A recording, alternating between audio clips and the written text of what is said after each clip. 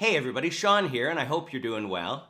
We hear so much about visions, God audibly speaking to people, and trips to heaven in the New Apostolic Reformation that it does make us question almost every experience we hear about. So today, I wanted to share a one-time event that happened to me about a year after I was born again. I was dating a Christian gal I'd been friends with for a few years, and one night we had a disagreement about something very small. As I laid in bed that night, the disagreement popped into my head, and it started to really get under my skin. I was progressively getting more and more angry until it was at the point of being furious. I kept saying to myself, it's not that big of a deal, yet this anger seemed to be getting worse. At this point, I was now in tears and not only furious, but scared because I felt like I was out of control.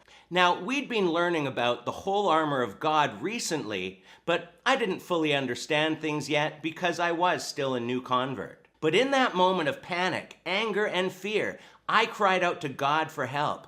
I said, Lord, if the armor of God is real and can help me, then I put on the helmet of salvation. I put on the breastplate of righteousness. I put on the belt of truth, and I continued to put on the rest of the items as well. And in tears, I rolled over to my side. Now, this is when things got interesting. I don't know if you'd call this a vision or a trance, but everything got kind of hazy like a dream, and I saw a quick smiley face, and I started smiling. I was like, what's going on?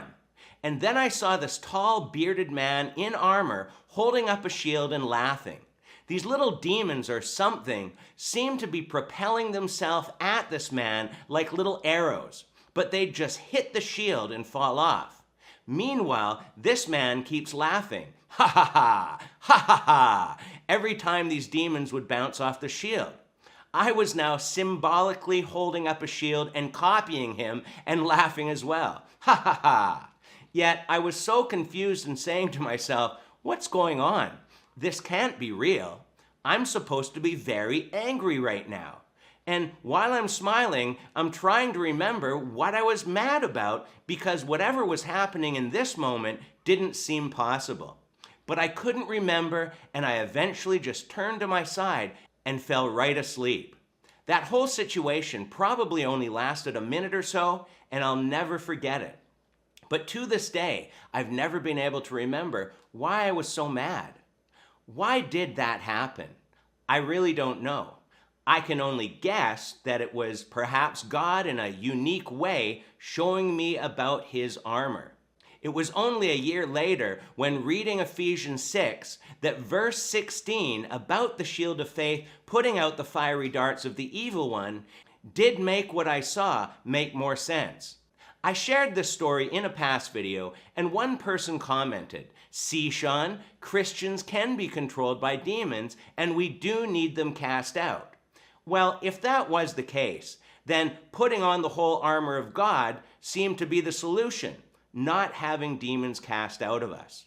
But from that point on, I put on the whole armor of God every morning and every night for many years. Until one day I was watching a sermon online and I realized that the Bible doesn't tell us that we have to put it on over and over again.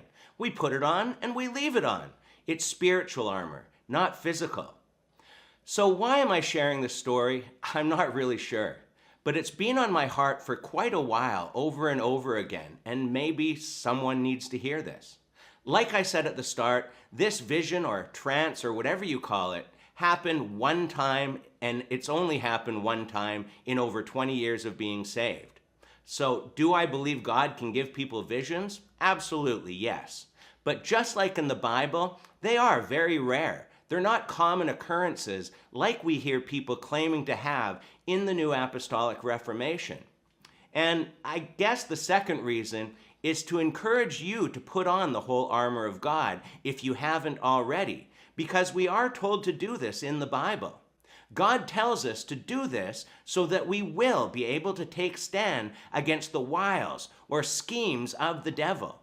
As we know, our battle is a spiritual one, against powers and rulers of this age, against spiritual hosts of wickedness in the heavenly places. This is a real battle. and we're all in it. And then God repeats himself in the next verse and says once again to take up the whole armor of God so that we are able to withstand in the evil day. So if you haven't done this yet, there's no time like the present. I know there's some that will perhaps have a different understanding of the armor of God, and if you do, then please share those understandings in the comments below.